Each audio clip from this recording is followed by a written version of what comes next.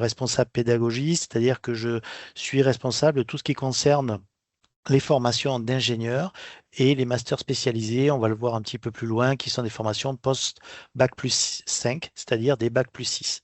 Au CESI, on a une organisation pédagogique un peu différente des autres écoles, c'est-à-dire que nous avons des enseignants qui sont vraiment des sortes de profs principaux dont le rôle est vraiment l'encadrement des élèves et en deuxième partie d'enseigner et non pas l'inverse comme dans les lycées.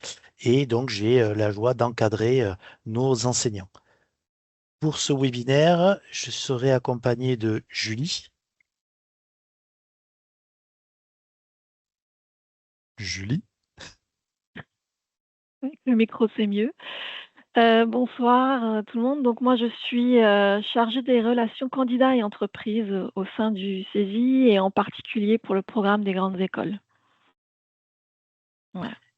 Et également, on sera accompagné de Clara. Bonjour à tous, donc moi c'est Clara, je suis également chargée des relations candidats et entreprises à CESI, je m'occupe également de la vie de campus à CESI Bordeaux. Donc, vous l'avez vu, nous sommes tous bordelais, mais pour autant, on n'a pas fait une présentation spécifique à Bordeaux, mais bien générale pour pouvoir répondre à vos questions sur les ingénieurs et également sur les ingénieurs à CESI. Juste quelques petites règles de fonctionnement. On va vous demander de couper vos micros. Vous êtes assez nombreux, pour l'instant 74 participants, 75 même. Donc ça va être un petit peu compliqué si chacun laisse son micro ouvert. Donc on se permettra, nous, puisqu'on a la main, de désactiver les micros si vous oubliez de les désactiver. Et pour poser vos questions, on vous propose plutôt que vous puissiez les poser dans la conversation. Clara les synthétisera et les posera, ce qui nous permettra d'avoir des questions peut-être synthétisées et éviter de répondre 3 fois à la même question et que chacun puisse quand même avoir ses réponses. Je vois qu'il y a un premier commentaire qui est de monsieur ou madame Ducrot qui dit qu'il ne nous entend pas. Est-ce que votre problème est réglé ou pas? Si vous pouvez nous faire un petit message, puisque pour l'instant, ce n'est pas encore très très grave.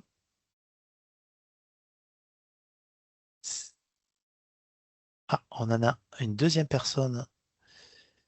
Alors, est-ce qu'il y a peut-être des personnes qui nous entendent, par contre? Sinon, ça va être compliqué. Oui, moi je vous entends. Bonsoir. Ah, parfait. Moi aussi, hein. Bon, alors on nous entend. Parfait. Lorsqu'on ne nous entend pas, je vais essayer de. Si Clara, tu peux l'écrire parce que j'ai du mal à écrire et parler en même temps. Lorsqu'on ne nous entend pas, l'idéal, c'est de tester tout simplement de quitter et de revenir. Souvent, ça permet de résoudre le problème. Vous voyez comme les minutes étaient importantes, on est passé à 78, mais on va avancer pour respecter les horaires. C'est bon, Clara?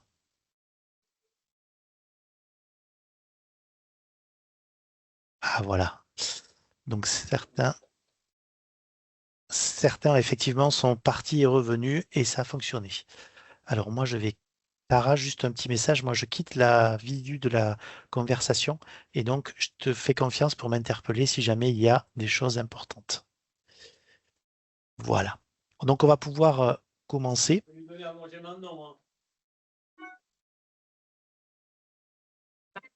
Avec l'ordre du jour suivant, parler d'abord du métier d'ingénieur avec 3 questions. Qu'est-ce que c'est qu'un ingénieur? Pourquoi devenir ingénieur et comment? Et puis une deuxième partie, devenir ingénieur à saisie. Comme je vous l'ai dit en introduction, vous avez face à vous une équipe bordelaise, mais qui parlera au nom de saisie. Donc ce que l'on va vous expliquer est valable dans l'ensemble des saisies. Et vous comprendrez facilement pourquoi dans les prochains slides. Donc, on parlera des parcours d'ingénieur à saisie, mais aussi de Parcoursup avec Julie et des accompagnements que propose Saisie, les différents accompagnements entre maintenant et l'admission et l'arrivée de vos enfants en septembre 2026. Et puis, on on gardera toujours un temps de réponse aux questions, mais n'hésitez pas à poser vos questions au fur et à mesure. Clara les synthétisera et si on a un pool de questions intéressantes ou importantes, on essaiera d'y répondre, pas au fil de l'eau, mais à différents moments de la présentation. Ok, juste deux slides sur ce qui est le CESI. Donc le CESI, c'est un modèle unique dans l'enseignement supérieur. Pourquoi je vous dis ça? Parce que déjà, le CESI est une école qui a été fondée par des entreprises. Ça, c'est quelque chose de très important. La plupart des écoles ont été fondées par les euh, groupes de recherche, les écoles d'ingénieurs, hein, bien entendu. CESI, non, a été fondée en 58 par 5 grands groupes industriels, Renault, Stecma, Télémécanique, et maintenant est Schneider, Chausson et la compagnie d'électricité. Et ces grandes entreprises ont fondé une école pour pouvoir former leurs techniciens à devenir ingénieurs. Cadre à l'époque, en 58, CESI n'était pas encore école d'ingénieurs, mais CESI est devenu rapidement. L'objectif était vraiment de former des techniciens à devenir cadres. Comme ce sont des entreprises avec une grosse part étatique, notamment en 58, CESI a été créé comme un organisme paritaire. Donc CESI est une école privée, mais qui a la particularité d'être une école créée par les syndicats. Donc pendant de nombreuses années, nous étions dirigés par la CGT, la CFDT, le MEDEF, la CFTC, etc. Et il y a une dizaine d'années, un peu moins de 10 ans, il y a eu un changement de gouvernance. Et maintenant, nous avons un conseil d'administration qui est géré par les fédérations professionnelles. Donc l'UMM qui est la métallurgie, qui représente toutes les parties, toutes les entreprises industrielles, la FFB qui représente donc la Fédération du bâtiment, la FNTP pour les travaux publics, le syndicat des intégrateurs électriciens avec la FFIE et Neonum pour toute la partie numérique. Donc modèle unique parce que, encore une fois, école privée, mais avec à sa tête non pas des actionnaires, mais les fédérations professionnelles qui nous permettent d'avoir une vision très très forte du monde de l'entreprise. Particularité aussi des écoles d'ingénieurs, c'est que nous, on est sur 5 domaines de formation, des domaines tout à fait classiques, comme l'industrie, l'innovation, l'informatique et le numérique, la qualité, sécurité, environnement, le développement durable, le bâtiment, travaux publics et le génie civil. Et la particularité, c'est qu'on a aussi des formations en ressources humaines et management. C'est très important parce qu'aujourd'hui, on va demander, on le verra un petit peu plus loin, aux ingénieurs d'avoir des compétences managériales, des compétences humaines, de manière à conduire le changement, de manière à faire en sorte que la technologie soit utilisable et que l'on ne soit pas qu'on ne fasse pas de la technologie pour la technologie. Et in fine, l'objectif de CESI, c'est vraiment ça, c'est de former ces étudiants à être des professionnels responsables, conscients des enjeux éthiques, sociaux de leur domaine et à contribuer positivement à la société. Donc, nos élèves ne sont pas que des technologues ou des technophiles. Il y a derrière chaque élève des compétences au niveau humain, développement des équipes, développement de la technologie au profit des salariés dans une vision éthique de notre société avec un grand S cette fois-ci. Dernier slide pour parler du CESI sur son offre de formation. En jaune, vous voyez le programme Grande École, celui qui va nous occuper dans ce webinaire. Programme Grande École qui est le programme qui regroupe les formations d'ingénieurs. On a un cursus en 5 ans, ça veut dire qu'on rentre effectivement en post-bac, mais on peut rentrer après un bac plus 3 également. On peut rentrer, et vous le verrez un petit peu plus loin, à différents échelons de ces 5 années. On a également d'autres programmes qui sont des programmes de bachelor, de spécialité, des bachelors grade de licence, des bachelors passerelle ingénieur. Le slide d'après, vous allez voir, je vous explique un petit peu toute cette terminologie de l'enseignement supérieur, parce que ce sont des termes peut-être avec lesquels vous êtes en difficulté. En tout cas, vous n'avez pas forcément l'habitude de ces termes-là qui n'existent que depuis quelques années. Après les bachelors, on propose également des masters professionnels qui sont donc des bac plus 5. On a également des masters spécialisés qui sont des bac plus 6. Et enfin, deux derniers programmes importants, le programme exécutif qui est peut-être pour vous, là, parents, puisqu'on est sur de la reprise de formation, sur de la formation qu'on appelle continue, de la formation tout au long de la vie, pour donc les personnes qui sont déjà salariées, qui ont besoin de formation courte ou diplômante. Et puis des programmes doctoraux, ça c'est pour pouvoir former des docteurs, donc des bac+8 dans nos domaines d'activité. À côté de, enfin, tous ces programmes-là ont également une partie internationale. Donc, on a des accords avec des écoles et on a des élèves qui viennent d'un petit peu tous les pays pour étudier dans nos programmes. Et on a également des programmes spécifiques pour internationaux, des formations d'ingénieurs en anglais, par exemple, ou des formations d'accueil des étrangers pour leur permettre de s'adapter à notre manière d'étudier. On va parler beaucoup plus, nous, dans ce webinaire, donc de cette partie programme grande école. Comme promis, un petit point sur le lexique. Le plus connu, c'est la notion de LMD, qui est une notion de l'université. Donc, le parcours LMD, c'est un parcours, donc, 3 ans pour la licence, 2 ans supplémentaires pour le master, 3 ans pour le doctorat et donc finir comme docteur et pouvoir faire de la recherche. Évidemment, on peut s'arrêter à tout moment après une licence ou après un master. Ça, ce sont des diplômes qui sont uniquement dans les universités. Il n'y a que l'université qui peut délivrer ces diplômes-là. Certaines écoles les délivrent, mais en partenariat avec l'université, puisque c'est eux qui sont garants d'une licence, d'un master ou d'un doctorat.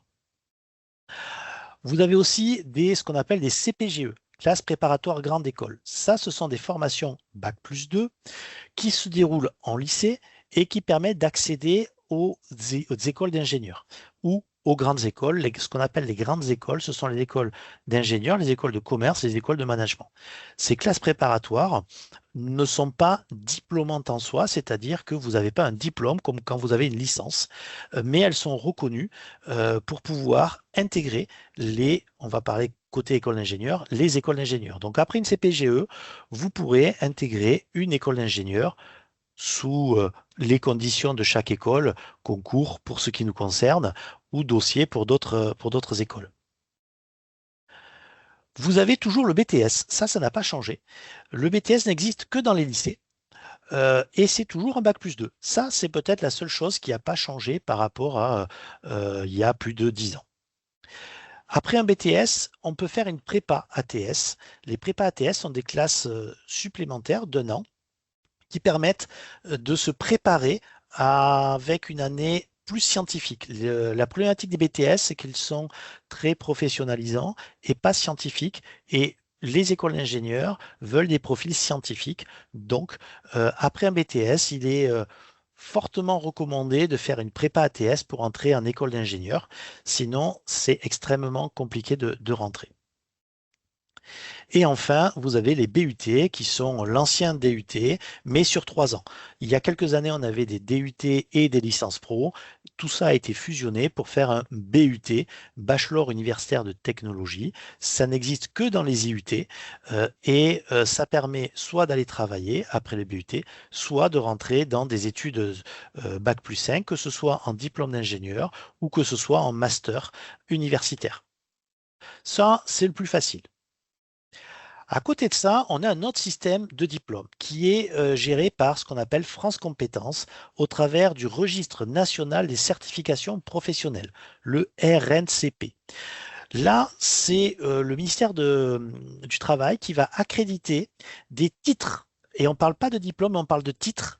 On joue sur les mots, c'est reconnu par l'État, c'est reconnu par les entreprises, mais on appelle ça des titres et ils sont à finalité professionnelle. Ça veut dire qu'on va être sur des programmes beaucoup moins scientifiques et beaucoup plus à vocation à aller travailler. L'accréditation nécessite de passer des audits sur lesquels on va devoir prouver tous les 3 ans, 5 ans, suivant les cas, on va devoir prouver le taux d'embauche, les types d'emploi, également les salaires. Donc, ces diplômes-là sont très intéressants pour aller travailler, mais ne vont pas donner accès facilement à des écoles d'ingénieurs parce qu'il va manquer la partie scientifique. Ces diplômes-là s'appellent des bachelors. Ce sont des Bac+3 à finalité professionnelle. On a aussi des masters ou des masters professionnels. Vous voyez que l'orthographe est légèrement différente du master universitaire, mais au final, on peut dire que c'est un équivalent, mais avec une finalité professionnelle un petit peu plus supérieure et moins scientifique qu'un master universitaire. Cela dit, après un master professionnel, les élèves trouvent de l'emploi en fonction du secteur d'activité. Un master professionnel, effectivement, dans un domaine industriel, n'a pas la même, comment je dirais, la même taux d'emploi qu'un master professionnel en psychologie. Je n'ai absolument rien contre les masters spécialisés, les masters professionnels en psychologie, évidemment. Troisième système d'accréditation, la commission des titres d'ingénieur. C'est un organisme qui accrédite les écoles d'ingénieurs en délégation du ministère de l'Enseignement supérieur. C'est-à-dire que les écoles d'ingénieurs, comme le CESI, qui sont accréditées CTI, proposent des diplômes qui sont validés par le ministère de l'Enseignement supérieur. Pour pouvoir délivrer un diplôme d'ingénieur, la CTI fait des audits, là aussi, tous les 3-5 ans, suivant différents critères. Et on a passé par exemple l'audit l'année dernière. C'est plusieurs mois d'audit, de nombreux auditeurs. Les auditeurs questionnent des élèves, les auditeurs questionnent les enseignants, regardent des rapports des élèves. C'est un vrai audit très très fouillé qui ne se base pas que sur du déclaratif. Ils vont dans les campus pour se rendre compte de la réalité de ce qui est enseigné. Donc la CTI va demander une organisation avec des classes préparatoires intégrées, l'équivalent des classes préparatoires grande école qu'on retrouve en lycée, 2 ans, mais elles se trouvent dans les écoles d'ingénieurs avec la pédagogie de l'école d'ingénieur. Grosse différence entre CPGE et CPI. En CPGE, on est sur un mode d'enseignement lycée où l'enseignant va être au tableau et va délivrer son cours et demander beaucoup de travail personnel à l'élève pour pouvoir emmagasiner tout ce qu'on va lui demander d'apprendre. En classe préparatoire, on est vraiment en école d'ingénieur, on est déjà dans la même pédagogie sur les 5 ans. Donc, on ne va pas avoir les mêmes objectifs pédagogiques. La CPGE, l'objectif, c'est de réussir des concours. La classe préparatoire intégrée, l'objectif, c'est de commencer son diplôme d'ingénieur. On a également des bachelors grade de licence. Et les mots sont importants, c'est un bachelor grade de licence. Donc vous voyez que c'est une fusion entre un bachelor et le mot licence. Et donc là, ce sont des bachelors qui, contrairement aux bachelors à finalité professionnelle, ont des sciences pour la poursuite des études. Et après un bachelor grade de licence, on peut totalement continuer en formation d'ingénieur ou s'arrêter. Et enfin, on a un diplôme d'ingénieur qui est un bac+5 accrédité par la CTI, délivré par les écoles d'ingénieurs. Il y a d'autres systèmes d'accréditation, mais là, je vous parle des principaux et de ceux auxquels vous pouvez être confrontés lors des salons. France Compétences, finalité professionnelle. Ça ne veut pas dire que ce ne sont pas des diplômes reconnus par l'État, hein. Ça veut simplement dire que ce sera difficile après des diplômes RNCP de rentrer en école d'ingénieur parce qu'il manquera les parties scientifiques. Et tout ce qui est CPGE, BUT sont des diplômes avec des sciences. La BTS n'a pas de sciences ou pas suffisamment pour les écoles d'ingénieurs et donc il vaut mieux faire une prépa ATS. Voilà en résumé le lexique que je voulais vous partager pour pouvoir quelque part pour vous donner un petit kit de survie en salon parce que c'est vrai que toutes les écoles parlent de titres, de RNCP, de bachelor, etc. Et c'est pas toujours évident de s'y retrouver. On va rentrer maintenant, si cela est clair, s'il n'y a pas trop de questions là-dessus, Clara. C'est bon pour toi? Aucune question, très clair. Bon, on va rentrer maintenant sur la partie qu'est-ce qu'un ingénieur? Alors, comme je vous ai dit, les écoles d'ingénieurs sont accréditées par la CTI, donc on va repartir de la définition de la commission dite d'ingénieur. L'ingénieur diplômé par la CTI est un professionnel, donc premier mot, c'est vraiment le mot professionnel, hein, apte à concevoir, réaliser et mettre en œuvre des solutions, des systèmes et des services innovants dans un contexte économique, industriel, sociétal complexe. Donc une phrase assez longue sur lesquelles je voudrais insister sur quelques mots. Le mot concevoir, ça veut dire que l'ingénieur va travailler dans un cadre de nouveauté, avec de l'innovation et en devant adapter l'existant. Premier élément important, l'innovation, ce n'est pas de l'invention. Ce qu'on appelle innovation, c'est la transposition d'une technologie d'un domaine à un autre.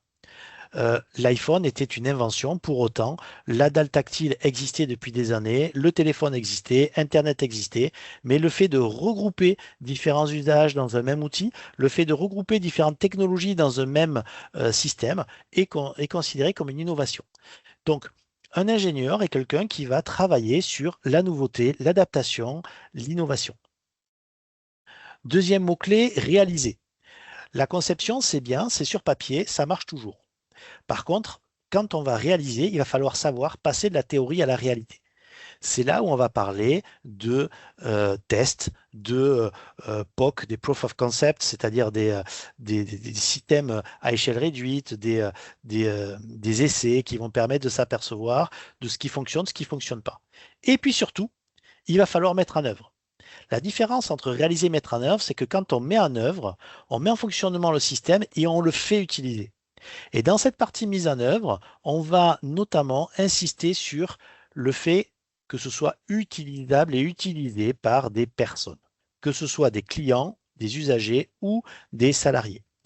Et là, on va commencer à devoir mettre en œuvre des compétences de conduite du changement, de formation, de compréhension du besoin, d'accompagnement. Voilà. Donc, l'ingénieur va devoir travailler sur ces trois phases: définition d'un système nouveau avec la conception, réalisation de ce système, le rendre concret, physique, et le mettre en œuvre, c'est-à-dire faire qu'il soit utilisé. Et malheureusement, on voit dans certaines sociétés, je ne vous citerai pas lesquelles, mais des systèmes complexes de robots qui sont mal utilisés, peu utilisés, jusqu'à être abandonnés. Ce qui est fortement dommageable parce que cette partie mise en œuvre n'a pas suffisamment été conduite. Donc l'ingénieur de la CTI doit travailler sur ces trois dimensions: concevoir, réaliser, mettre en œuvre. Autre point important, excusez-moi, voilà. Mettre en œuvre, la CTI nous dit dans un contexte économique, industriel, sociétal complexe. Je voulais juste revenir sur la différence entre quelque chose qui est compliqué et quelque chose qui est complexe. La définition de compliqué, c'est lorsque c'est difficile à comprendre ou à réaliser, mais prévisible et décomposable en sous-éléments. C'est-à-dire que quelque chose de compliqué est quelque chose que l'on va pouvoir quand même analyser, découper en éléments plus petits et qu'on va pouvoir réparer, solutionner, mettre en œuvre avec méthode, avec une checklist, avec une procédure. À partir du moment où quelque chose n'est pas intuitif et qu'il faut suivre une procédure, on parle de complexité, on parle de complication, de quelque chose de compliqué. Ce n'est pas le métier de l'ingénieur. Le métier de l'ingénieur, lui, est sur la complexité. Là, on a quelque chose, un système qui est avec un grand nombre d'éléments qui sont tous interconnectés, interdépendants, dont les interactions vont faire que les comportements sont plus imprévisibles ou émergents. C'est-à-dire que on ne sait pas. Voilà. On ne peut pas suivre une recette. Une recette de cuisine peut être très compliquée parce qu'il y a beaucoup d'étapes, parce qu'il y a beaucoup de cuissons différentes, beaucoup d'éléments, etc. Mais on a une recette écrite et si on la suit bien comme il faut, on y arrive au bout. Avec de la formation et la recette, on arrive à s'en sortir. La complexité, c'est vraiment lorsqu'on n'a pas de recette. Donc on doit faire quelque chose qu'on ne sait pas faire. Et c'est là le métier de l'ingénieur. C'est de plus en plus vrai parce que les relations entre les objets, entre les fonctions, entre les personnes peuvent changer selon le contexte ou le temps.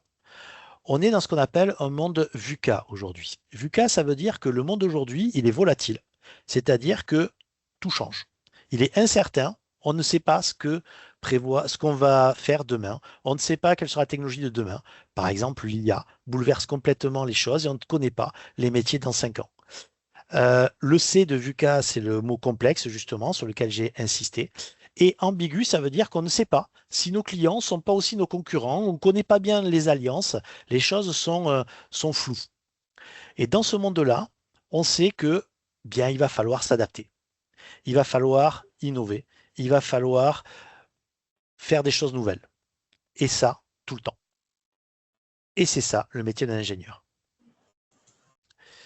Ce qui fait qu'on va retrouver les ingénieurs dans tout un tas de secteurs d'activité parce que ce monde-là qu'on appelle VUCA, eh bien, il se trouve partout. En informatique, en numérique, on va avoir des ingénieurs logiciels qui vont être plus sur le développement des logiciels, sur la cybersécurité, sur l'analyse des données, sur l'intelligence artificielle, sur la constitution des réseaux, sur les systèmes embarqués. Tous ces systèmes-là sont de plus en plus complexes. Les logiciels sont de plus en plus complexes, devant communiquer avec différents logiciels, avec des parties physiques, avec d'autres parties cyber, avec des problématiques de cybersécurité. Donc, la complexité de l'informatique fait qu'on a besoin de plus en plus d'ingénieurs. Dans le monde de mécanique industrielle, c'est la même chose. Les systèmes mécaniques sont de plus en plus complexes. La production a de plus en plus de complexité parce qu'on veut des choses moins chères, plus rapides, et les objets sont de plus en plus eux-mêmes complexes. Donc, on va retrouver des ingénieurs conception, des ingénieurs maintenance, des ingénieurs procédés.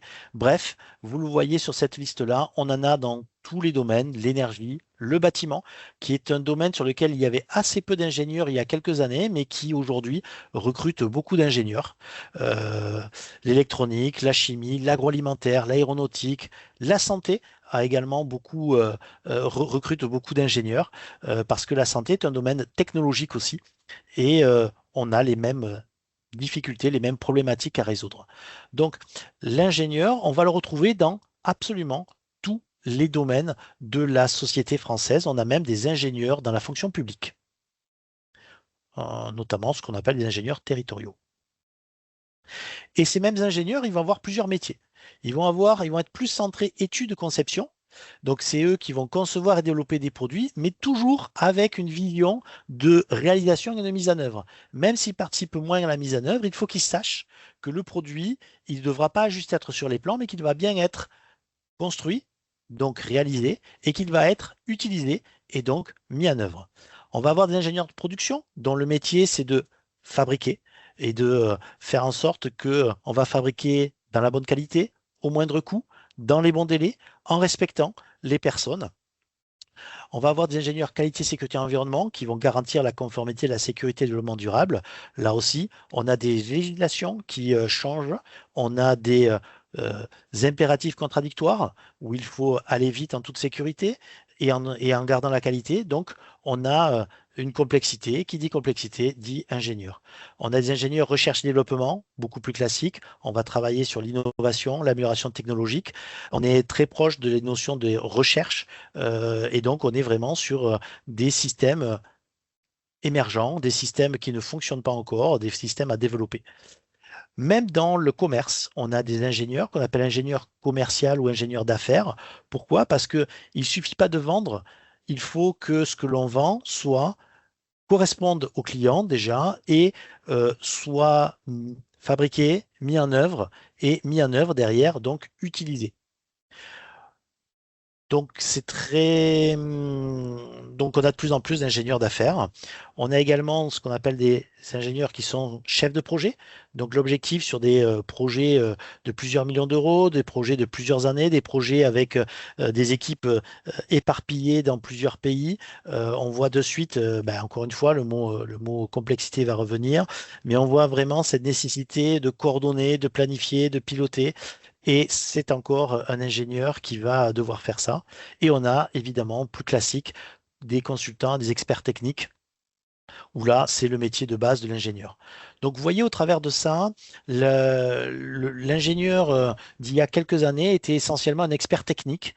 Et avec cette définition de l'ingénieur qui insiste sur la mise en œuvre, sur l'aspect humain, eh bien, on a des ingénieurs qui vont se retrouver dans tout les métiers, tous les secteurs d'activité, dès lors qu'il y a complexité, dès lors qu'il y a mise en œuvre avec de l'humain, dès lors qu'il y a réalisation, c'est-à-dire passer d'un plan à un système physique.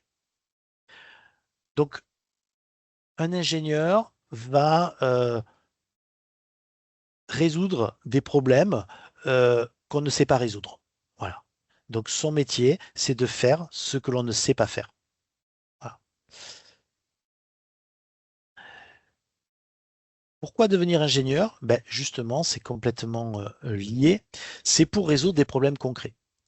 L'ingénieur, contrairement à un chercheur qui peut travailler sur des problématiques très théoriques, lui va s'occuper de problèmes concrets. concevoir, améliorer, développer des produits, des systèmes de services qui répondent à des besoins réels. Donc, c'est quelqu'un qui va être ancré dans la réalité. Par exemple, produire de l'énergie propre, c'est quelque chose de très concret. Concevoir des bâtiments durables, développer des applications intelligentes, sécuriser des données, améliorer la santé, etc. Donc l'ingénieur va résoudre des problèmes, certes complexes, mais très concrets. Donc on va avoir besoin de personnes qui aiment les choses concrètes. Également, j'en ai dit deux mots au début, j'ai parlé de science quand j'ai parlé des diplômes. L'ingénieur est un scientifique. Et donc l'objectif, c'est de rendre les sciences utiles à tous.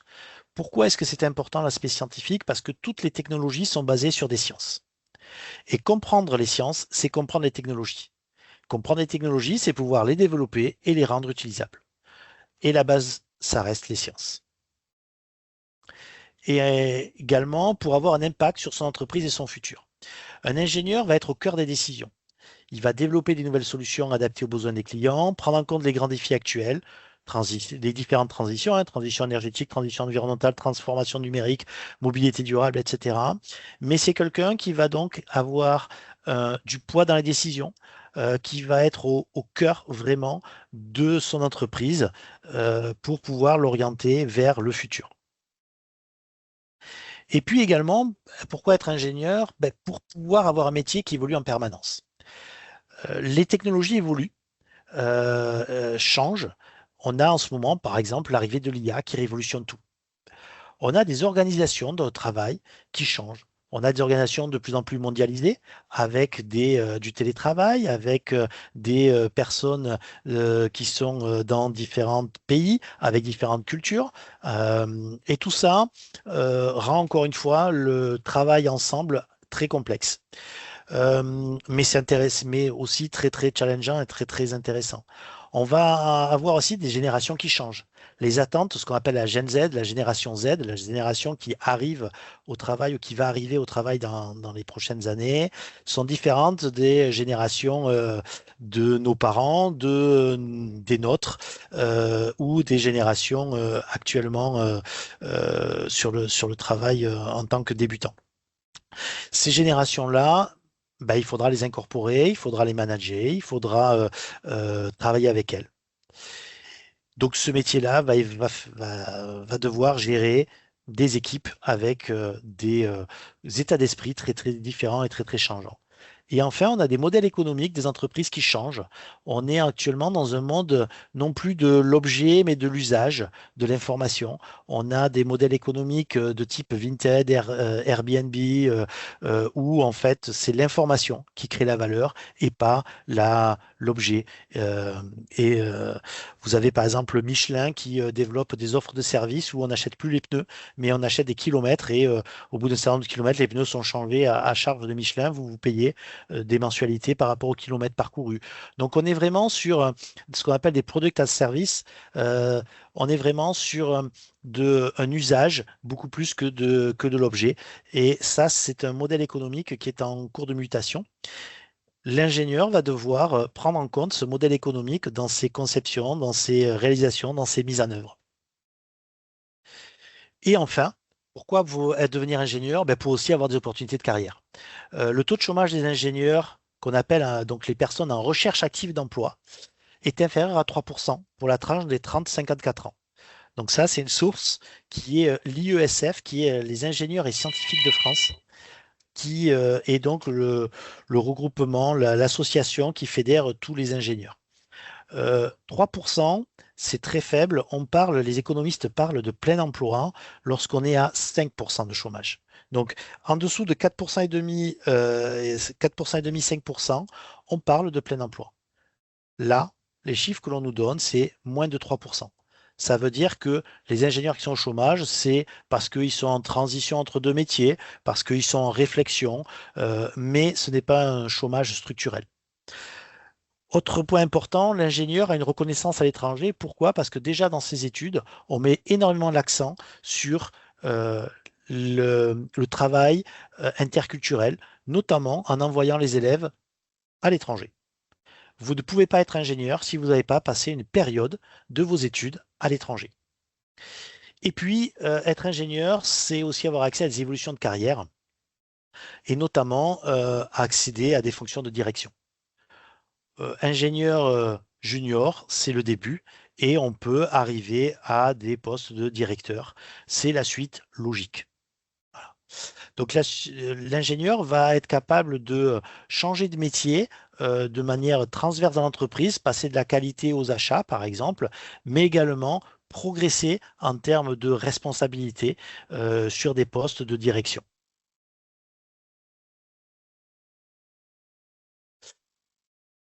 Conclure sur cette partie, pour être ingénieur, il faut être passionné.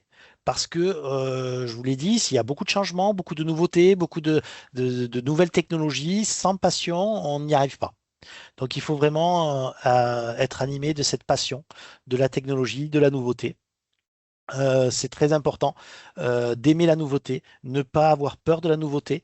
Ça, c'est quand même rédhibitoire pour un ingénieur parce que l'ingénieur, je vous l'ai dit au tout début, d'après la définition CTI, hein, travaille avec de la nouveauté constamment. Pour que ça fonctionne, il faut aussi être curieux. Encore une fois, hein, ce sont des mots qui peuvent être considérés un peu comme des synonymes, mais la curiosité va aider à comprendre la nouveauté, va aider à améliorer ses compétences. Donc ça, c'est quelque chose d'important avec le challenge, c'est-à-dire il faut avoir un goût pour le challenge. On doit faire ce qu'on ne sait pas faire. Donc là encore, le mot challenge est important. Il faut savoir relever des défis. Ne pas vouloir rester dans son petit périmètre à faire toujours la même chose parce qu'on est sûr d'y arriver. Ce n'est pas être un ingénieur. Être ingénieur, c'est avoir ce goût du challenge. Ça n'existe pas, donc c'est encore plus challengeant. Ça n'a jamais été fait, donc c'est encore plus intéressant. Évidemment, accepter les responsabilités, je l'ai dit, l'ingénieur est quelqu'un qui va être au cœur des décisions de l'entreprise, que ce soit lorsqu'on est ingénieur junior, au cœur des décisions par rapport à un système, et puis lorsque on va progresser dans sa carrière, vraiment au cœur des décisions stratégiques de l'entreprise. Et puis, c'est enfin aimer l'incertitude. Encore une fois, on ne sait pas si on va y arriver parce que c'est nouveau, parce que le monde est comme ça, parce qu'on va s'attaquer à des choses qui n'ont pas été faites ou avec un regard différent. Donc, il faut être capable d'accepter l'incertitude et quand même d'aimer la technologie, parce que ça reste la base de l'ingénieur, hein, la technologie. Mais vous voyez que ce n'est pas que la technologie, hein, c'est aussi d'autres aspects. Finalement, il y a le mot technologie à côté de beaucoup de parties et de termes très, ce qu'on appelle soft skills, sur les compétences humaines.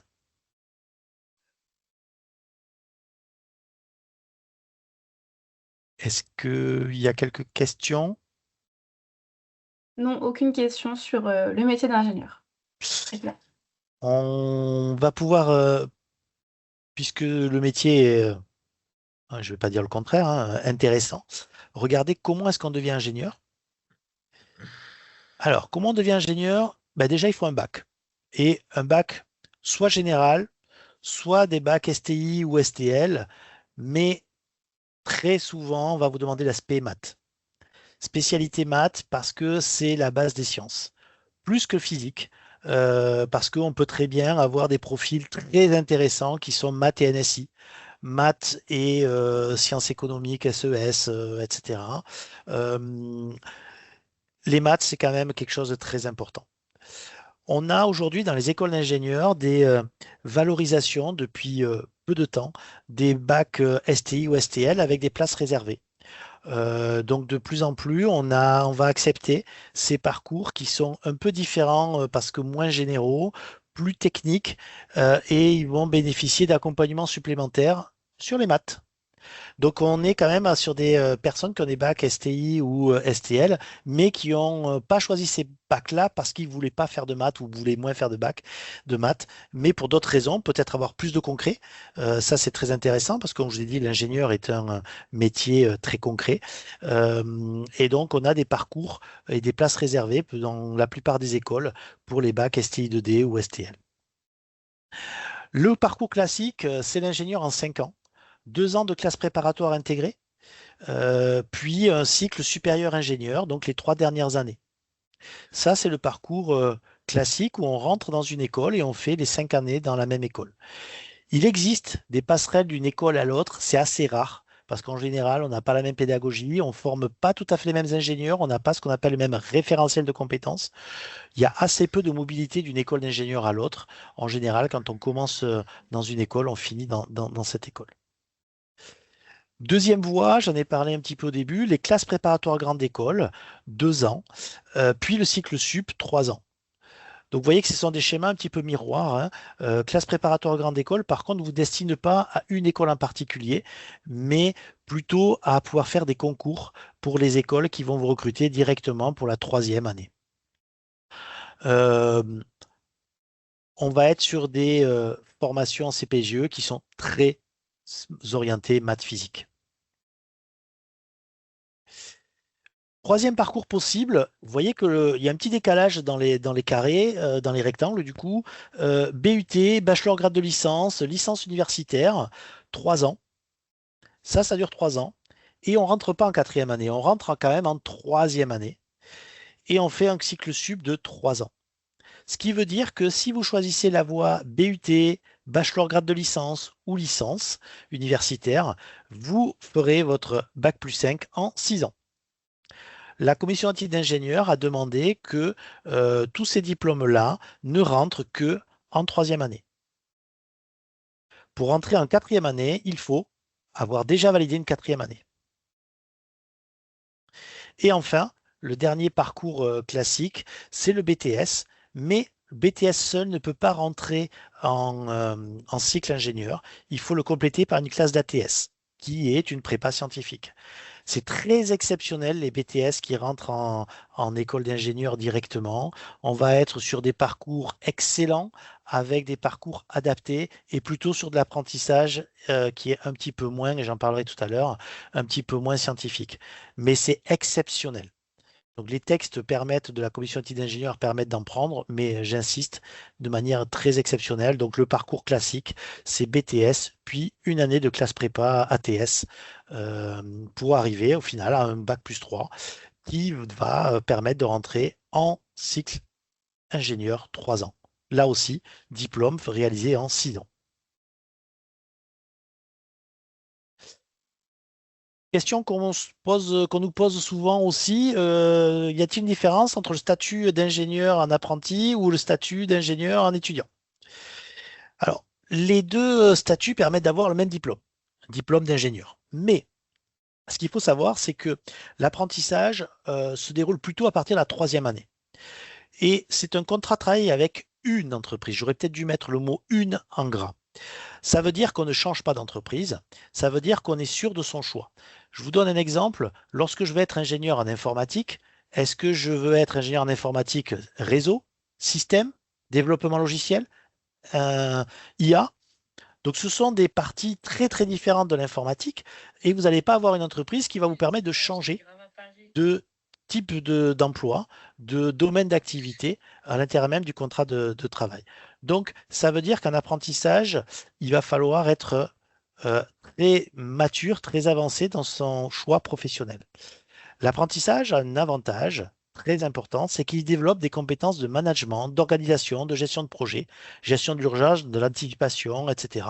Parce qu'on est en entreprise et que il va falloir travailler sur des vrais projets avec la pression, avec les collègues qui ne sont pas des étudiants, mais qui ont leurs propres enjeux d'évolution, leurs propres vies. Et tout ça, on est dans la vraie vie, dans la réalité, et ça vraiment développe des compétences humaines très très importantes.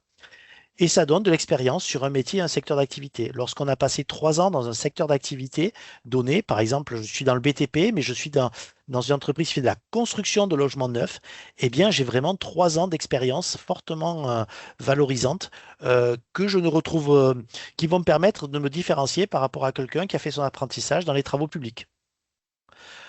Donc l'apprentissage, ça va être très intéressant sur des métiers qui nécessitent une forte approche humaine, parce que l'humain s'apprend en côtoyant l'humain, ça ne s'apprend pas dans les livres, et ça va être très intéressant si l'élève est capable d'identifier vraiment assez finement le métier, le secteur d'activité qui l'intéresse.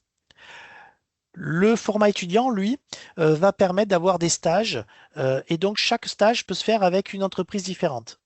Et donc, on peut se chercher encore, affiner son métier. On peut commencer dans l'informatique toujours, en étant plus réseau, s'apercevoir que c'est pas une partie qui passionne pour aller plus faire le système sur le deuxième stage, etc. Affiner petit à petit. En étudiant, on va développer plus les compétences en recherche, en modélisation, en sciences, en technique, toutes ces compétences théoriques très importantes. On va développer beaucoup plus l'international puisque toutes les formations étudiantes ingénieurs demandent 6 mois à l'étranger, soit sous forme de stage, soit sous forme de semestre académique, donc aller passer 6 mois d'études à l'étranger. En apprentissage, c'est maximum 3 mois. Donc on a quand même une différence, 3 mois maximum en apprentissage, 6 mois minimum en étudiant. On va pouvoir également développer des projets d'entrepreneuriat. Il existe, et on en a à Bordeaux, nous, tous les ans, des élèves qui ont un statut d'étudiant entrepreneur et qui, lors de leur dernière année, vont substituer leur stage de fin d'études en création de leur entreprise. Comprenez bien que lorsque vous avez un contrat de travail, même si la loi dit que c'est possible d'être en statut apprenti, de créer sa propre entreprise, on voit bien qu'il y a quand même un petit problème entre j'ai un contrat de travail, je travaille pour une entreprise et à côté, je développe moi-même ma propre entreprise. C'est très, très, très complexe. On n'a pas de j'ai pas de cas comme ça d'élèves qui ont réussi à faire ça. Par contre, on a tous les ans des élèves qui créent leur entreprise étant étudiants. Il y a un statut étudiant-entrepreneur qui aide énormément cette création de projets d'entrepreneuriat. Et donc, on va multiplier les expériences dans différents domaines, dans différents métiers. Donc, on voit la différence qui va beaucoup plus loin que l'apprentissage, on est payé, étudiant, on paye. C'est beaucoup plus fin que ça. Apprentissage, on est sur l'apprentissage d'un métier avec une entreprise et un secteur d'activité sur des métiers où l'humain est important. Par exemple, lorsque je vais faire d'un métier de conducteur de travaux, directeur de travaux dans le bâtiment, il n'y a rien de mieux que l'apprentissage parce que les choses s'apprennent les pieds dans les bottes et les bottes sur le chantier, hein. Euh, Côté étudiant, par contre, je vais pouvoir développer beaucoup plus l'international, développer beaucoup plus la technologie, développer beaucoup plus l'entrepreneuriat et peut-être chercher un petit peu plus le métier qui va me correspondre.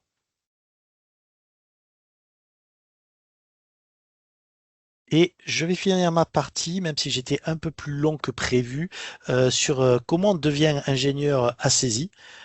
Eh bien, très simplement, après un bac général à spécialité scientifique ou un bac technologique STI 2D, à saisie, on ne prend pas des bacs STI, STL.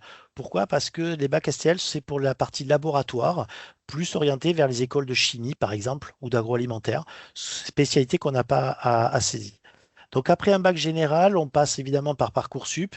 Nous, on va regarder le dossier. Et si le dossier correspond à nos critères, on va convoquer à un oral. L'oral se passe avec le tirage au sort d'un sujet qui va nous permettre de voir la capacité de réflexion de l'élève et puis un entretien de motivation tout à fait classique pour comprendre qui est l'élève. Chose très importante à saisir, le dossier ne fait pas tout. Si vous avez un dossier qu'on va classer en favorable ou très favorable et un oral qui va être classé en défavorable, vous ne pourrez pas forcément rentrer parce que ce qui fait la réussite d'un élève, c'est sa personnalité à côté de ses notes. Évidemment, lorsqu'on a 4 en maths, on a 4 en maths, on ne va pas réussir. Mais la différence entre quelqu'un qui a 12 et quelqu'un qui a 14, on va pas la voir comme, on va pas avoir de certitude sur l'un réussira mieux que l'autre. Par contre, sur la personnalité, sur la capacité d'engagement, sur la capacité à avoir de la passion, à travailler, oui, ces capacités-là vont faire la différence et vont faire qu'un élève va réussir et pas l'autre. Donc, Parcoursup, après dossier et oral, vous pourrez rentrer en classe préparatoire première année. Classe prépa première année qui est généraliste. Deuxième année qui va se spécialiser avec une mineure. Généraliste pour travailler sur tous les métiers de l'industrie. Informatique, BTP ou S3E. Le bleu, c'est parce que c'est ce que l'on fait à Bordeaux, mais S3E se fait à Nanterre et à Toulouse notamment. Une fois que vous avez validé votre classe prépa, c'est-à-dire lorsque vous avez validé votre année, eh bien, vous passez directement dans le cursus de l'année 3, 4, 5 sans concours, avec des places réservées, donc sans aucun stress de serais-je pris quelque part. C'est une admission automatique si vous validez votre deuxième année de classe préparatoire intégrée. Et puis en année 3, 4, 5, il y a différentes possibilités. Des formations généralistes avec des majeurs industrie, avec une majeure génie civil, avec une section anglophone. Donc les 3 années sont en anglais. D'autres formations où on peut avoir les 2 dernières années qui sont en anglais. On va avoir des formations en sciences du numérique avec une majeure data science et intelligence artificielle, ou une majeure système embarqué et IoT, ou une majeure réseau système cybersécurité. Et là aussi, en informatique, on a une partie anglophone. Donc, diplôme avec les 3 années enseignées en anglais. Et évidemment, j'en ai parlé, statut alterné en alternance avec formation généraliste, formation informatique, où là, il n'y a pas de majeur, on va être sur quelque chose d'un peu plus généraliste.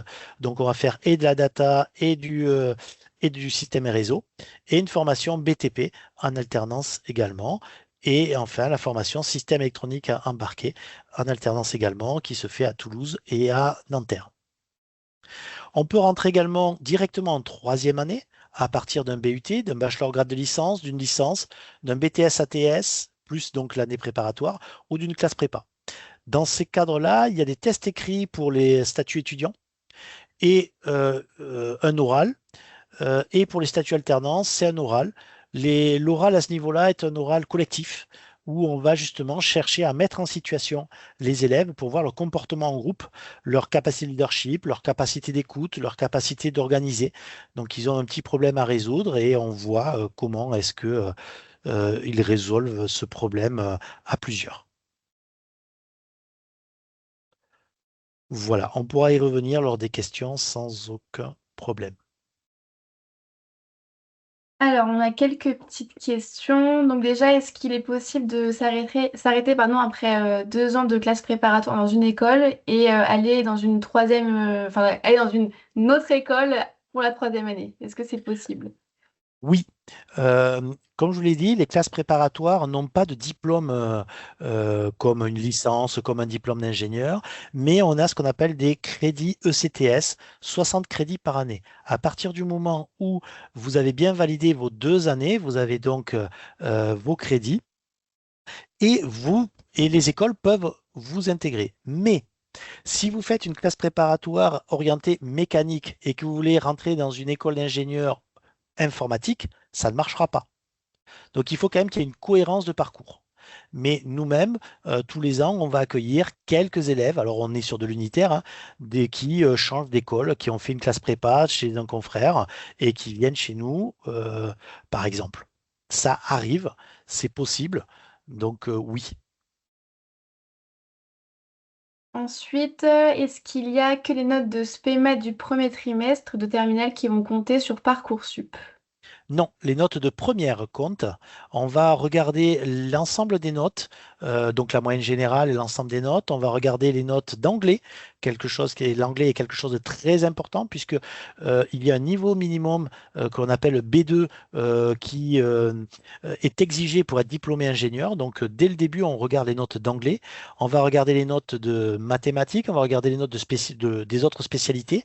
Et puis on va regarder aussi les appréciations. Euh, Manque de travail, peut mieux faire, etc., ne sont pas des appréciations que l'on aime trop voir sur un bulletin. Euh, on regarde ça sur la première et la terminale. Parcoursup nous donne accès à toutes les notes. Et c'est vrai que suivant certaines écoles, parfois on n'a que le premier trimestre comme note au moment où on fait les extractions pour faire les analyses de terminale. Donc on tient compte aussi de la première. Est-ce qu'avec Math Expert, on a plus de chances d'intégrer l'école? Oui. Alors, plus de chances, je ne le dirais pas comme ça, vous avez plus de chances de réussir parce que ben, vous avez un meilleur niveau scientifique. Maintenant, il faut savoir que euh, un bon dossier reste un bon dossier, qu'il y ait Math Expert ou pas. Donc moi, je ne le mettrai pas Math Expert comme une plus grande certitude d'intégrer une école, mais une plus grande certitude de réussir le diplôme. C'est quand même le plus important, hein. Le but, c'est pas d'intégrer, mais de réussir son diplôme. Ensuite, par rapport à l'alternance, est-ce qu'on aide, nous en tout cas le saisie, à trouver une entreprise dans le secteur choisi par l'étudiant? Alors le mot aider est le bon mot. On ne trouve pas, et ça c'est vrai pour toutes les écoles et notamment pour le CESI, on ne trouve pas à la place de l'élève. Pourquoi? Parce que ben, ça fait partie aussi de la compétence que l'on demande aux élèves, c'est-à-dire se bouger, tout simplement, pour parler un peu trivialement. Et puis le recrutement est fait par l'entreprise. Donc on a beau dire à l'entreprise, c'est un excellent candidat à notre avis, l'entreprise fait ce qu'elle veut et elle décide au travers d'entretiens. Par contre, à Saisie, et Julie va vous en parler un petit peu. On a différentes actions pour accompagner les élèves, plus spécifiquement sur l'alternance. On va retravailler le CV avec eux, on va faire des simulations d'entretien d'embauche, on va travailler leur discours avec eux et on va avoir aussi des entreprises de proximité avec qui on travaille beaucoup, avec qui on va pouvoir proposer le CV. Mais in fine, c'est l'entreprise qui choisit par rapport à des entretiens et par rapport à des CV. Et enfin, quel BUT on pourrait recommander? Ben, le BUT, en fonction du métier futur que veut faire l'élève, il y a tout un tas de BUT qui sont très intéressants, mais il est évident qu'il vaut mieux faire un BUT informatique si on veut aller dans l'informatique. Euh, les BUT mesures physiques, les BUT mécaniques. GMP sont des BUT qui sont intéressants pour la filière généraliste. Les BUT génie civil sont intéressants pour la filière BTP. Les BUT sont de bons diplômes. Donc, il n'y a pas de BUT meilleur que d'autres. Pour rentrer, il faut de la logique, c'est-à-dire que ça correspond au métier. Évidemment, hein, un BUT BTP ne va pas permettre de rentrer en informatique. Mais les BUT restent quand même de bonnes formations avec une part scientifique. Donc, il n'y a pas de points supplémentaires parce que j'ai fait un BUT mesure physique plutôt qu'un BUT GMP. Par contre, mesure physique est le BUT le plus exigeant en termes de connaissances scientifiques et encore une fois, ça va donner un peu plus de facilité sur les premiers temps en école d'ingénieur sur les matières scientifiques. Et enfin, dernière question par rapport au saisie. Donc, avec un statut d'alternant ingénieur au saisie, il n'y a pas les mêmes spécialités qu'avec un ingénieur, enfin, un étudiant ingénieur-étudiant. Est-ce qu'on peut Oui, expliquer les différentes du coup, pourquoi? spécialités? Mm. Alors, on est sur des spécialités générales, comme le BTP, par exemple. On va parler d'options pour affiner un petit peu en dernière année. Mais pourquoi est-ce qu'on n'a pas la notion de majeur? Parce que la coloration de spécialité, elle est donnée par l'entreprise. Je vous l'ai dit, lorsque vous faites 3 ans dans le BTP dans une entreprise de travaux publics, vous avez votre coloration importante de spécialité travaux publics différente de celle de l'élève qui va faire ses 3 ans dans la construction de logements. Donc, la spécialité, elle est définie par l'entreprise. Un exemple sur l'informatique, lorsque vous avez passé 3 ans sur une entreprise à faire du développement logiciel, votre spécialité, c'est le développement logiciel. Et elle est donnée par 3 ans de pratique en entreprise, plus que par de la formation de modules théoriques. Très bien. Ensuite, on va continuer. Comment se déroulent les stages à l'étranger? Bien. Donc, les stages à l'étranger sont en quatrième année. Les élèves sont coachés pour pouvoir les trouver parce qu'on les trouve pendant sa troisième année, évidemment. On débute par le stage à l'étranger en septembre. Donc, on va organiser des forums avec les cinquièmes années, entre les troisième et cinquième années. Pourquoi? Parce que les cinquièmes années reviennent de l'étranger et vont expliquer comment est-ce qu'ils se sont pris, vont donner les tuyaux, vont donner les cartes de visite de leur tuteur, etc.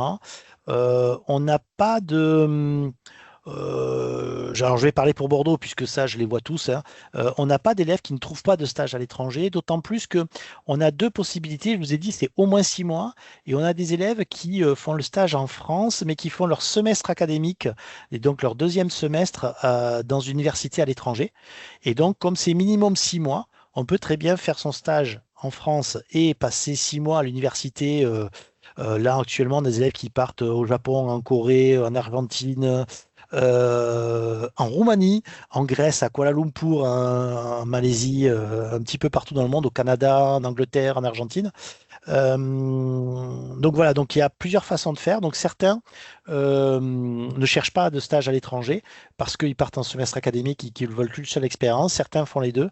Mais voilà, pour les stages, on a des contacts, on a une plateforme qu'on appelle Mobility Online sur laquelle on a des demandes d'entreprises qui proposent des stages. On a également les promos précédentes qui vendent leur entreprise aux promos suivantes. Et pareil, hein, ils sont formés sur les CV, etc., sur les entretiens d'embauche, etc. On va continuer avec Parcoursup, on reprendra juste les questions après, si ça vous va. Eh bien, merci. Je vais laisser la main à Julie.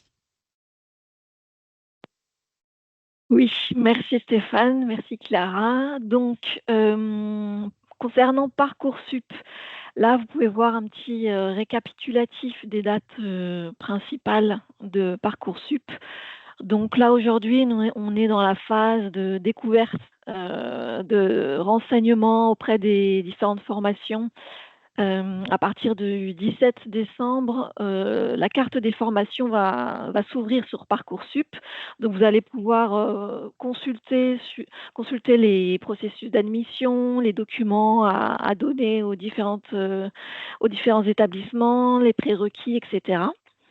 Ensuite, à partir du 19 janvier, vous allez pouvoir vous inscrire, commencer à vous inscrire et formuler vos vœux. Donc là, pendant ces 2 premières phases, n'hésitez vraiment pas à participer aux salons étudiants, aux différentes journées portes ouvertes, les JPO, et aussi à vous, les lycéens qui se renseignent aussi auprès des conseillers en orientation. Enfin, c'est vraiment le moment de multiplier les sources d'information. Donc jusqu'au 12 mars, vous allez pouvoir formuler les 10 vœux. Et ensuite, entre le 12 mars et le 1er avril, ça sera le moment pour vous de compléter le dossier. Donc, par exemple, s'il y a une lettre de motivation qu'il faut remettre, vous pourrez la remettre à ce moment-là. Mais il faudra impérativement formuler les 10 vœux avant le 12 mars. Juste, je me permets d'insister là sur la lettre de motivation. S'il vous plaît, demandez à ce que vos enfants fassent pas les lettres avec ChatGPT. Ça se voit et nous, on n'en fait rien du coup. Donc, au contraire, on parlait d'est-ce que ça, on gagne des points, là, on perd des points. Vaut mieux une lettre qui soit un peu moins bien faite que ChatGPT, mais qui soit vraie, où on puisse voir la personnalité de l'élève. Parce que la lettre de motivation, elle est là pour apporter une vision de la personnalité de l'élève, pas de ChatGPT. Ok, merci Stéphane. J'ai également indiqué la date du 18 avril, c'est la journée de sélection saisie, donc pour les oraux, qui se déroulera cette année. Ensuite, vous avez la phase d'admission, donc qui va démarrer le 2 juin. Entre le 5 et le 8 juin, vous pourrez classer vos vœux. Et à partir du 11 juin, c'est le début de la phase complémentaire. Donc, je vais revenir quand même sur cette phase d'admission un peu plus dans le détail. En gros, entre le 1er avril et le 2 juin, vous allez avoir des retours des établissements sur si le dossier a été accepté et si en fait le lycéen va devoir passer un concours en fonction des différents établissements. À partir du 2 juin, une fois que les concours écrits, oraux et dossiers seront examinés, vous allez recevoir des propositions. Donc, vous avez 4 situations possibles. Aujourd'hui, la première, c'est le lycéen reçoit une proposition d'admission et ses autres vœux sont en attente. Donc, à ce moment-là, il a 3 possibilités. Soit il refuse la proposition d'admission, bon, ce qui est assez risqué. Soit il accepte définitivement cette proposition d'admission parce qu'il se trouve que c'est l'établissement vraiment qui préférait et du coup c'est très bien et il peut accepter tout de suite définitivement cette proposition et du coup il devra renoncer aux vœux en attente. Soit il va accepter la proposition mais pas définitivement et va garder des vœux en attente. Donc ça, c'est la première situation possible. La deuxième situation possible, le lycéen reçoit plusieurs propositions d'admission et il a des vœux en attente. Donc toujours pareil, il peut soit refuser, soit accepter définitivement une des propositions. Et à ce moment-là, il mettra les vœux en attente, il renoncera aux vœux en attente et les autres propositions. Soit il accepte une seule proposition et il garde des vœux en attente. Donc là, c'est pour la deuxième situation. La troisième situation, tous ces vœux sont en attente. Donc à ce moment-là, il va falloir attendre que des places se libèrent pour recevoir des propositions. Donc là, ça va être vraiment au compte-gouttes au fur et à mesure. Dès qu'un autre étudiant aura refusé une proposition, il y a une place qui va se libérer, donc peut-être se proposer un autre lycéen. Juste une précision là-dessus également, pour que vous compreniez bien comment le système fonctionne Parcoursup. Si vous gardez les propositions en attente et que vous ne répondez pas définitivement, eh bien l'école garde votre place. Ça veut dire que pour que une école puisse vous proposer une place, il faut qu'elle ait des places à proposer. Les places qui sont non validées mais proposées aux élèves, elles sont prises pour l'école. C'est-à-dire que si on a 20 places, par exemple, et que on a zéro réponse définitive, mais que des oui non définitifs, eh bien, tous les autres élèves sont sur liste d'attente. Tant que les élèves qui sont oui non définitifs n'ont pas dit non, eh bien, le système, il est bloqué.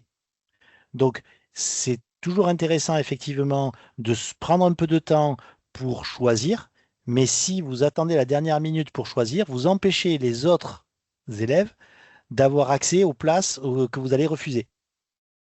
Donc, quand on dit que on tarde, il n'y a pas de place, qu'on est sur liste d'attente, on est sur liste d'attente tant que certains élèves ne disent pas non, alors qu'ils peuvent dire non parce qu'ils savent qu'ils ne vont pas prendre cette formation. Donc, c'est important de répondre quand même et de ne pas garder ses vœux sans réponse. Oui, merci pour la précision, c'est important. Là, la dernière situation possible, donc la quatrième situation, c'est que tous les vœux sont refusés. À ce moment-là, c'est donc l'intérêt de la phase complémentaire. À partir du 11 juin, le lycéen pourra formuler 10 vœux supplémentaires. Donc, si aucun de ces 10 premiers vœux n'a été concluant, il aura l'opportunité d'en formuler 10 de plus.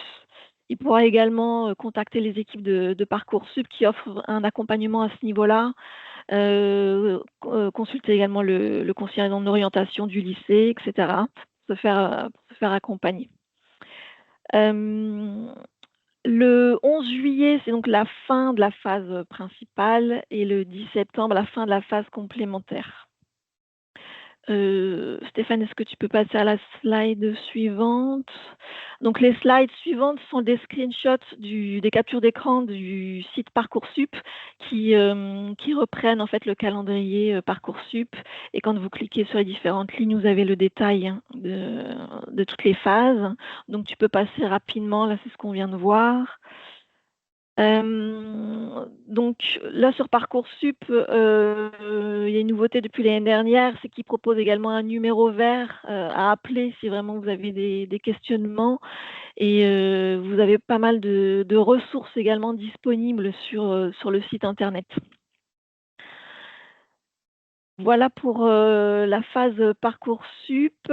Ensuite, donc les accompagnements, on parlait tout à l'heure de recherche d'entreprise pour l'apprentissage. Aujourd'hui, le CESI propose 3 grands types d'accompagnement. Nous avons les journées d'immersion, les clés de la réussite et prépare ton grand oral. Donc, quand on passe à la slide suivante, on se focalise sur les journées d'immersion. Donc, ça va permettre en fait aux lycéens de vraiment se familiariser avec la pédagogie qui est assez spécifique du CESI et de passer tout un après-midi. Donc, la plupart du temps, c'est le mercredi après-midi. Donc, ils vont participer avec une classe d'ingénieurs en première année. Ils vont assister justement à la pédagogie active que Stéphane pourra un peu plus développer juste après. Et ça va leur permettre également d'échanger avec les étudiants et de vraiment comprendre et voir si c'est quelque chose qui est fait pour eux.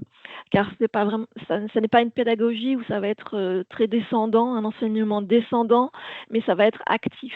Donc là, ils vont vraiment pouvoir se rendre compte de ce que ça implique et de voir si c'est vraiment une pédagogie qui leur correspond. Je ne sais pas si tu veux développer un petit peu plus, Stéphane, Ouais, sur ce c'est point. juste en deux mots. Traditionnellement, vous entendez toujours que ben, il y a des projets à l'école. En général, on a le cours et ce sont des projets d'application du cours. Nous, c'est le projet qui permet d'apprendre, c'est-à-dire qu'on leur donne le projet et ils ne savent pas le faire.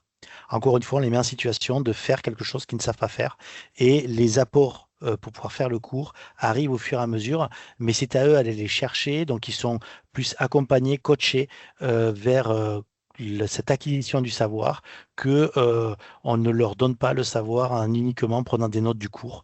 Donc on a des workshops, on a des différents ateliers comme ça pour leur donner ce savoir, mais de manière un peu particulière. Donc il faut vraiment le découvrir lors des JPO, lors des immersions. L'immersion, elle est gratuite, elle dure une demi-journée, c'est vraiment très important.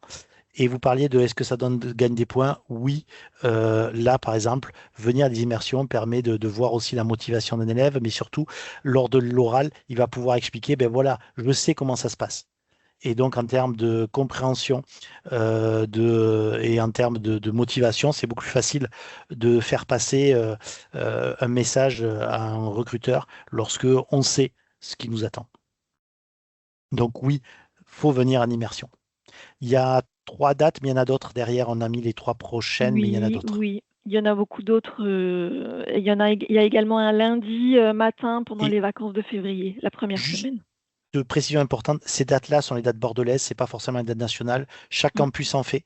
Donc il faut vous rapprocher des campus pour avoir les dates sur les sites internet ou directement prendre en contact avec les campus. Mais tout le monde fait des immersions. Vous avez de toute façon une page agenda pour chaque campus, donc sur laquelle vous pouvez retrouver tous les événements de ce type. Donc ensuite, atelier clé de la réussite. Donc c'est également à distance, comme ce soir. Ça dure entre 1h30 et 2 heures, et ça va permettre en fait aux lycéens de se préparer pour l'oral des concours. Donc avec, on va passer en revue un peu les erreurs à éviter, ce qu'il faut faire, ce qu'il ne faut pas faire. On va les orienter un petit peu pour leur recherche d'informations, pour définir leur projet professionnel, où est-ce qu'ils peuvent aller trouver des informations, les questions qu'ils doivent se poser, et les préparer aussi aux entretiens de sélection. Donc, quelle posture adopter, ce genre de réflexion. Donc, ça va être pareil, un webinaire. On a déjà des dates qui ont été posées, qui sont aussi spécifiques au campus de Bordeaux. Et ça existe sur tous les campus également. Donc, n'hésitez pas à consulter l'agenda des autres campus si ça vous intéresse. Et le dernier type d'accompagnement, donc c'est la préparation grand oral qui se déroule sur 2 jours. Donc là, ce sont nos enseignants responsables pédagogiques qui vont accompagner les lycéens pour qu'ils puissent en fait se préparer au grand oral du bac. Donc ça va leur permettre d'être plus à l'aise à l'oral, de préparer leur discours, ça va leur permettre d'argumenter une question scientifique, ça va leur permettre aussi de travailler leur aisance en termes de tics de langage ou de gestes peut-être qui peuvent gêner quand on expose devant un jury. Donc tout ça, ça va être sur 2 jours, et c'est pour vraiment les préparer à cette étape importante, on le sait. Et c'est encadré par des enseignants donc, qui sont aujourd'hui au CESI et qui sont vraiment rodés à l'exercice et qui vont vraiment leur donner des conseils précieux. Vous pouvez voir qu'il y a un petit QR code, c'est le lien direct, vous pouvez le flasher si vous le souhaitez, le lien direct vers l'agenda des événements de Bordeaux, sur laquelle vous pourrez retrouver toutes les dates. Aujourd'hui, la date de cette préparation au grand oral n'est pas encore définie. Elle va l'être assez rapidement. Elle sera pendant les vacances de février. Voilà, sur 2 jours. Donc, est-ce que vous avez des questions par rapport à ces 2 dernières phases, Parcoursup et accompagnement? ou Alors, tu autre. as quelques questions, oui, en effet. Ok. Déjà, comment on peut s'inscrire à ces ateliers, donc que ce soit immersion, atelier clé de la réussite, comment? Comment on fait? Bah, donc c'est en vous rendant sur le site, sur l'agenda. Tout à fait. Voilà. Donc il y a des liens qui sont directement sur le site pour s'inscrire. Donc sachant que pour les immersions, je précise, les groupes sont limités à 4, maximum 5 personnes pour que ce soit plus qualitatif. Donc c'est pour ça aussi qu'on a vraiment plusieurs dates sur les semaines et les mois qui arrivent. Parce que si on avait un groupe de 10 personnes qui s'ajoutent à la classe en plus d'ingénieurs, ça ne serait pas dans des conditions optimum.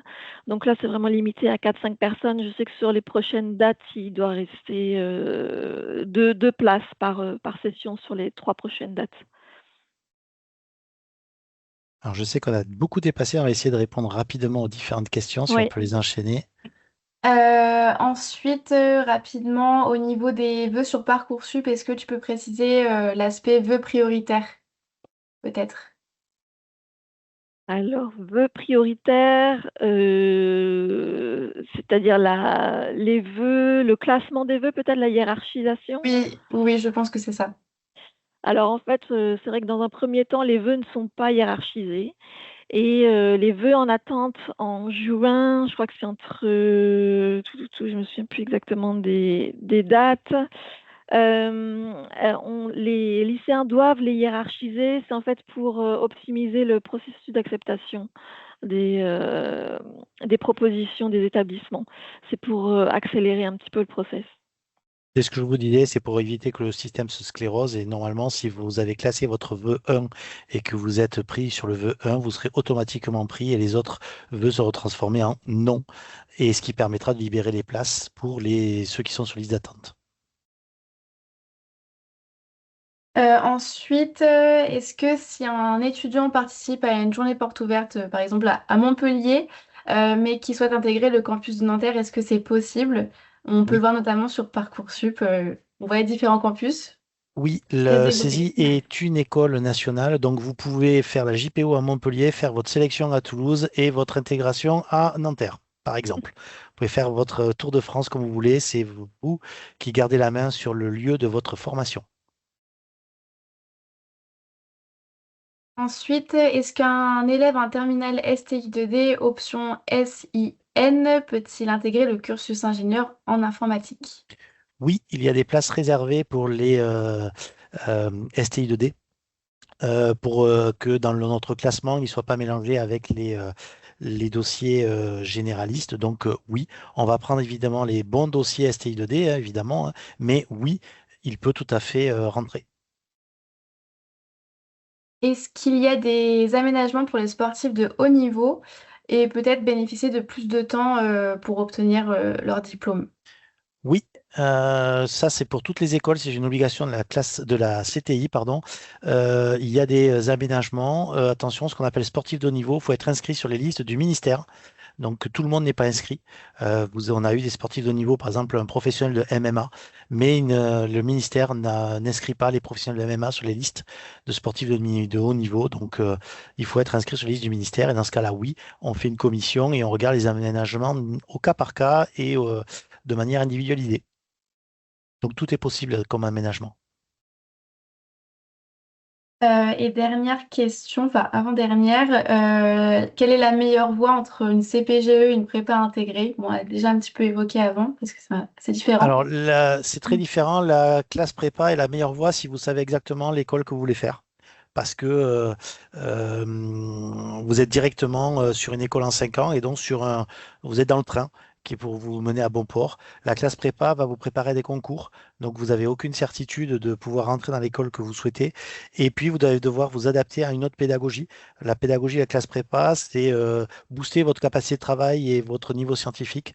Et c'est pas ce qu'on fait en classe prépa intégrée. On va effectivement augmenter votre capacité de travail, mais avec un objectif de diplomation ingénieur et pas de passage de concours.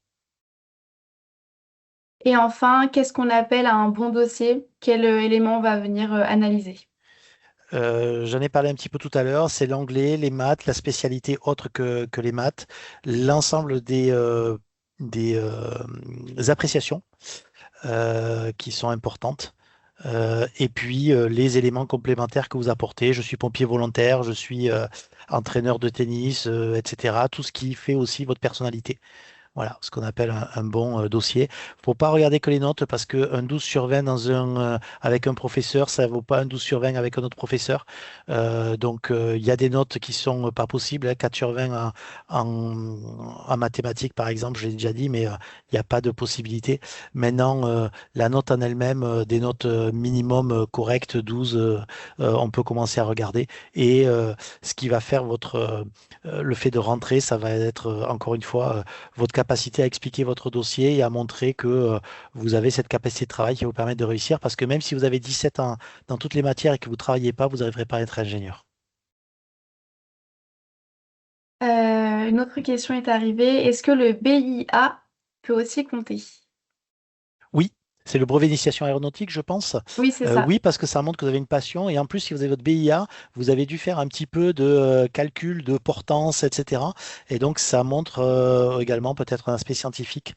Donc oui, ça peut compter parce que tout ce qui est passion peut compter parce que ça montre que vous êtes capable de vous investir et que vous êtes capable de réussir. Il me semble qu'on a évoqué toutes les questions. Juste une question qui est beaucoup revenue au niveau du webinaire. Est-ce qu'il va être envoyé? Il me semble que oui, si je ne me trompe pas. Oui, Oui, voilà. Donc le webinaire sera envoyé à tous les participants. Voilà. Sinon, on a fait tout le tour. Donc, si vous avez des merci. questions, c'est maintenant. Et la section en anglais euro. Alors, on ne parle pas de section anglais, mais vraiment de diplôme en anglais. Et donc ça, c'est à partir du bac+3 où vous avez la possibilité de passer sur des formations qui sont intégralement en anglais, avec des élèves internationaux qui viennent de partenariats de différents pays. Donc c'est pareil, c'est un passage de deuxième à troisième année ou une admission directe en troisième année. Voilà, merci beaucoup. On a largement dépassé. N'hésitez pas de toute façon à vous rapprocher de vos campus les plus proches. Encore une fois, le campus de proximité n'est pas obligatoirement le campus de votre choix, mais c'est le campus sur lequel c'est plus simple de faire des JPO. C'est vous qui restez maître du choix de votre campus de formation. On espère vous voir prochainement sur nos campus et on vous souhaite une bonne soirée.